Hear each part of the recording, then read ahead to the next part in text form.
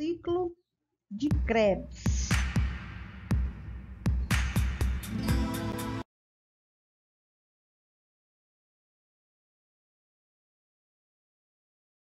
O ciclo de Krebs é uma via central do metabolismo. Oxida o acetil-CoA proveniente do metabolismo de glicose, de ácidos graxos ou de aminoácidos, ou ainda corpos cetônicos em determinados tecidos. Então, como podemos ver, o oxalacetato se condensa com acetila, formando o citrato de 6 carbonos. O ciclo também é chamado ciclo do ácido tricarboxílico, porque há intermediários, alguns deles que têm 3 carboxilas. O citrato sofre uma hidratação para formar o intermediário cis-aconitato, pela enzima aconitase, que também catalisa a próxima reação de reidratação do cis-aconitato para formar o isocitrato. A próxima etapa ela é muito importante, que converte o isocitrato no alfa-cetoglutarato. Ocorre a primeira descarboxilação do ciclo, saindo um CO2. E nós teremos aqui a formação do alfa-cetoglutarato de 5 carbonos. Nessa reação também se forma um mol de NADH para cada mol de acetil-CoA que entrou no ciclo. Em seguida, nós vamos ter a reação da alfa-cetoglutarato desidrogenase. Lembrando que a enzima que converteu o isocitrato em alfa-cetoglutarato é a isocitrato desidrogenase.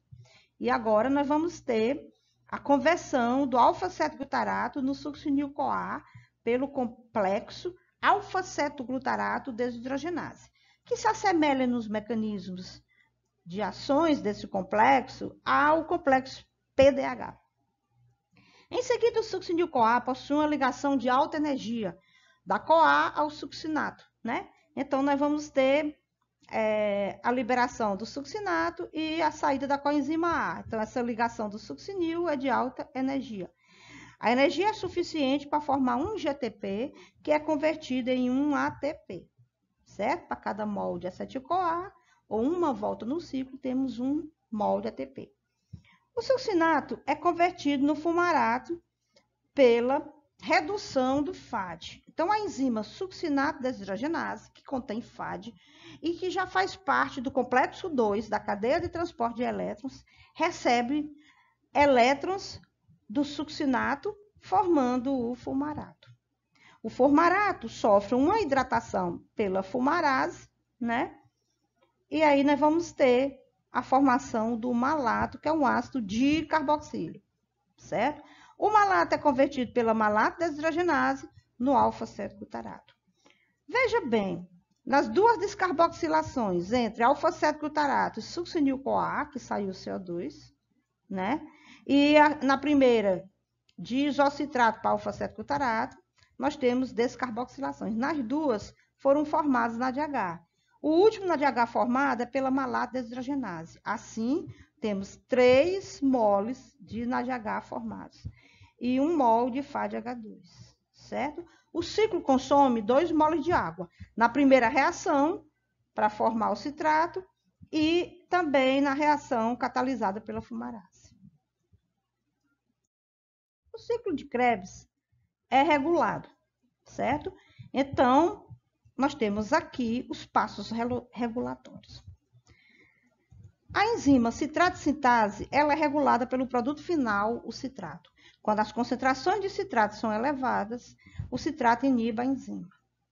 Sendo bom lembrar que com altas concentrações de citrato mitocondrial, o citrato é transportado para o citosol, fornecendo acetil-CoA para a síntese de ácidos graxos. O isocitrato é para alfa-cetoglutarato. Nessa fase, a enzima é a isocitrato desidrogenase, é a segunda enzima regulatória. Quando os níveis de ADP são altos na mitocôndria, ele é um efetor alostérico positivo do ciclo de Krebs, ativando a isocitrato desidrogenase. Quando o ATP sobe muito, é porque o ADP caiu. Então, altas concentrações de ATP com ADP baixo inibe o ciclo. A mesma coisa acontece com o NADH elevado. Quando o NADH se eleva, em relação ao NAD+, inibe a isocitrato deshidrogenase. Porque quando tem muito ATP e muito NADH, não há necessidade de rodar o ciclo. O ciclo roda para a produção de energia. E também a isocitrato deshidrogenase, ela pode ser ativada pelo cálcio, tá certo? Então, ADP ativa e cálcio. E NADH e ATP inibem. Esse é o ponto principal de regulação. Também a alfa-7-glutarato desidrogenase é uma enzima também ativada pela relação NADH-NAD+, e também pelo produto final, que é o succinil-CoA. Então, o succinil-CoA é o produto da reação, né? Não é o produto final do ciclo, mas é o produto final da reação. Então, o succinil-CoA e NADH são produtos da reação. Então, eles vão inibir a enzima quando a concentração estiver elevada. O cálcio também ativa essa enzima.